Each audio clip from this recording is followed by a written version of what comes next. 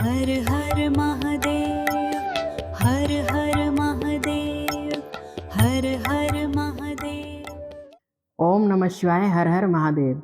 हमारे चैनल धर्म कथा संसार में आपका बहुत बहुत स्वागत है। भक्तों, प्रेम से बोलिए ओम नमः शिवाय। आज मैं आपको अत्यंत ही गूढ़ और पवित्र रहस्य बताने जा रही हूँ। यह कथा साक्षात शिव पुराण की पावन धारा से निकली है, जो हमारे जन्म जन्मांतर के पापों को धो देती है। आज हम उस परमपिता, उस भोलेनाथ महेश्वर की महत्ता का प्रतिपादन करेंगे। ध्यान से सुनिएगा भक्तों। महर्षियों को परम सत्य का ज्ञान देते हुए स्वयं वायु देवता कहते हैं कि हे महर्षियों, इस विशाल और अद्भुत विश्व का निर्माण करने वाला केवल एक ही पति है, स्वामी है, जो अनंत रमणीय गुणों का आश्चर्य कहा गया है। हम सब जीव इस संसार के माया जाल में बंधे हुए हैं, अज्ञानी हैं। भगवान शिव ही हम जीवों को, जिन्हें शास्त्रों में पशु कहा गया है, संसार के बंधनों और पास से मुक्त करने वाले हैं।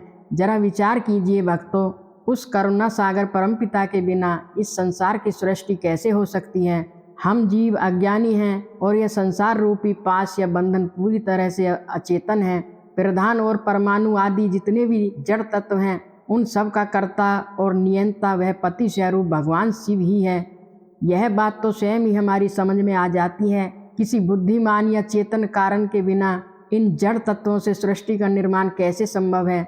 इसलिए पशु यानी कि जीव, पास यानी कि बंधन, और पति परमेश्वर का जो वास्तव में अलग अलग स्वरूप हैं, उसे जानकर ही कोई भी ब्रह्मवेत्ता पुरुष जन्म मरण की योनि से हमेशा के लिए मुक्त हो जाता है। क्षर और अक्षर ये दोनों हमेशा एक दूसरे से संयुक्त होते हैं। हमारे वे पति या महेश्वर ही इस व्यक्त और अव्यक्त जगत का भरण पोषण करते हैं, और वे ही दयालु पिता हम सबको इस जगत के बंधन से छुड़ाने वाले हैं।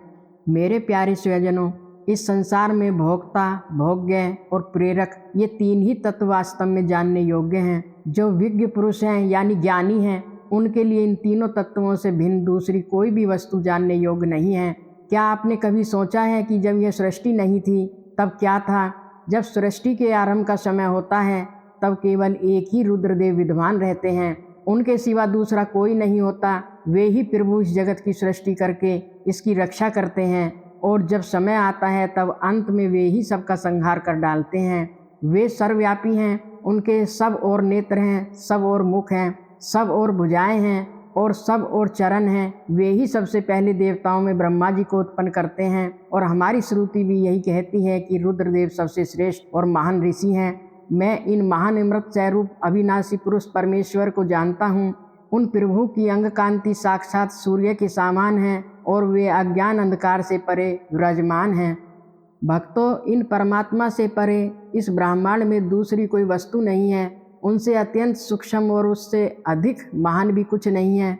उनसे यह सारा जगत परिपूर्ण है, और उनके सब और हाथ, पैर, नेत्र, मस्तक, मुख और कान हैं। वे इस लोक में सबको व्यापक करके स्थित हैं। वे संपूर्ण इंद्रियों के विषयों को जानने वाले हैं, परंतु वास्तव में वे सब इंद्रियों से रहित हैं। वे हम सबके स्वामी हैं, शासक हैं, शरणदाता और हमारे सबसे सच्चे सहृद यानी मित्र हैं। उनकी लीला अपरंपार है। वे नेत्र के बिना भी देखते हैं और कान के बिना भी सुनते हैं। वे सबको जानते हैं, किंतु उनको पूर्ण रूप से जानने वाला इस संसार में कोई नहीं है।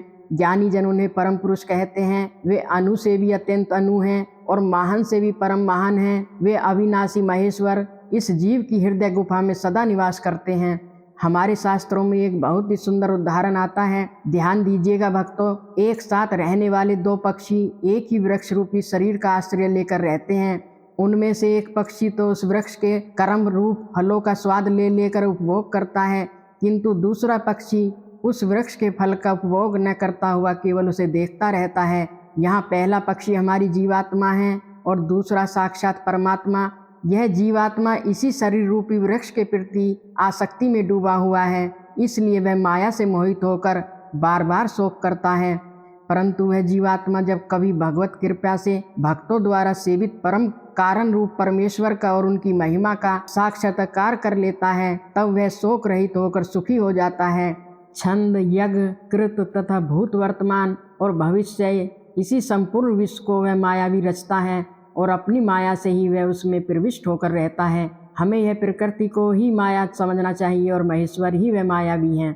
वे विश्वकर्मा महेश्वर ही परम देवता परमात्मा हैं। जो हम सबके हृदय में विराजमान हैं, उन्हें जानकर ही मनुष्य परमानंद में अमृत का अनुभव करता है। ब्रह्मा से भी श्रेष्ठ असीम एवं अविनाशी परमात्मा में विद्या और अविद्या दोनों ही गूढ़ भाव से स्थित हैं। इस विनाशशील जड़ वर्ग को ही यहाँ अविद्या कहा गया है।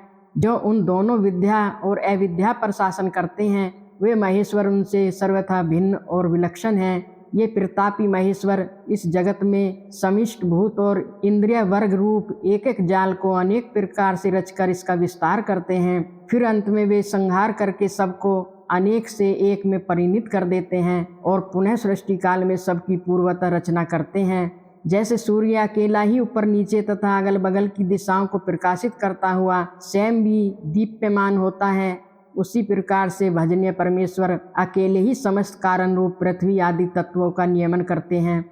वे भोलेनाथ केवल श्रद्धा और भक्ति के भाव से प्राप्त होने योग्य हैं। उन्हें आश्चर्य रहित कहा जाता है। वे जगत की उत्पत्ति और संहार करने वाले हैं। जो लोग उन कल्याण स्वरूप एवं 16 कलाओं की रचना करने वाले महादेव को जानते हैं, वे शरीर के बंधन को सदा के लिए त्याग देते हैं, अर्थात वे जन्म मृत्यु के चक्कर से छूट जाते हैं। वे ही परमेश्वर तीनों कालों से परे हैं, निष्कल हैं, सर्वज्ञ हैं, त्रिगुण धीरेश्वर हैं। वे साक्षात परमा तत्पर ब्रह्मा हैं, संपूर्ण विश्व उन्हीं का रूप है। वे सबकी उत्पत्ति के कारण होकर भी स्वयं अजन्मे हैं। वे स्तुति के योग्य हैं, प्रजाओं के पालक हैं, देवताओं के भी देवता हैं और संपूर्ण जगत के लिए पूजनीय हैं। अपने हृदय में विराजमान उन परमेश्वर की हम उपासना करते हैं, जो काल आदि से भी परे हैं, जिनसे यह समस्त प्रपंच प्रकट होता है।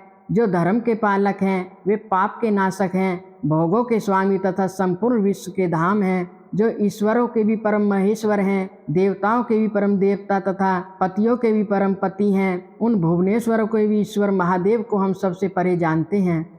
उनके शरीर रूप कार्य और इंद्रियां तथा मन रूपी कारण नहीं है। उनके सामान और उनसे अधिक भी इस जगत में कोई नहीं दिखाई देता। ज्ञान बल और क्रिया रूप उनकी स्वाभाविक पराशक्ति वेदों में नाना प्रकार की सुनी गई है। उन्हीं शक्तियों से संपूर्ण विश्व की रचना हुई है। उनका न कोई स्वामी है, न कोई निश्चित चिन्ह है, न उस पर किसी का शासन है। वह समस्त कारणों के कारण होता हुआ भी उनका अधीश्वर भी है। उनका न कोई जन्मदाता है, न जन्म है, न जन्म के माया मल आदि हेतु ही है। वह एक ही संपूर्ण विश्व में समस्त भूतों में गुहा रूप से व्यापक है। वही सभी भूतों का अंतरात्मा और धर्माक्ष कहलाता है। वह सब भूतों के अंदर बसा हुआ है, सबका दृष्टा है, साक्षी है, चेतन और निर्गुण है। वह एक है, अनेकों विश्व आत्मा निष्क्रिय पुरुषों को वश में रखने वाला है। वह नित्यों का नित्य है, चेतनों का चेतन है। वह एक है, कामना रहित है और बहुतों की कामना पूर्ण करने वाला ईश्वर है। साख्य और योग अर्थात ज्ञान योग और निष्काम कर्म योग से प्राप्त करने योग्य सबके कारण रूप उन जगदीश्वर परमदेव को जानकर जीव संपूर्ण पास और बंधनों से मुक्त हो जाता है। भक्तों, वे संपूर्ण विश्व के सृष्टा हैं, सर्वज्ञ हैं, स्वयं ही अपने प्राकट्य के हेतु हैं। वे ज्ञान स्वरूप हैं, काल के भी सृष्टा हैं, संपूर्ण दिव्य गुणों से संपन्न हैं तथा प्रकृति और जीवात्मा के स्वामी हैं। वे समस्त गुणों के शासक तथा संसार बंधन से छुड़ाने वाले हैं।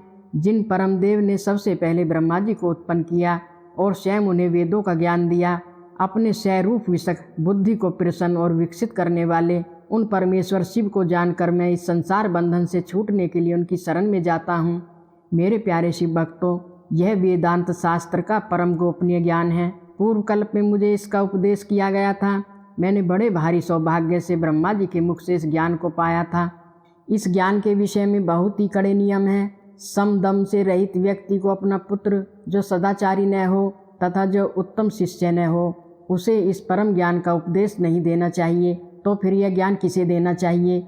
जिसकी परमेश्वर में परम भक्ति है, और जैसे परमेश्वर में भक्ति है वैसे ही गुरु में भी है। उस महात्मा पुरुष के हृदय में ही ये बताए हुए रहस्यमय अर्थ प्रकाशित होते हैं। अतः संक्षेप से यह सिद्धांत की बात सुनो कि भगवान शिव प्रकृति और पुरुष से परे हैं और वे ही सृष्टि काल में जगत को रचते और संहार काल में पुनः सबको आत्मसात कर लेते हैं। आशा करती हूँ कि भक्तों, महादेव का यह पावन ज्ञान आपके हृदय को शांति और आनंद से भर देगा। ऐसे ही कल्याणकारी और भक्तिमय कथाओं को सुनने के लिए हमारे चैनल धर्म कथा संसार से जुड़े रहें। तब तक के लिए ओम नमः शिवाय, हर हर महादेव।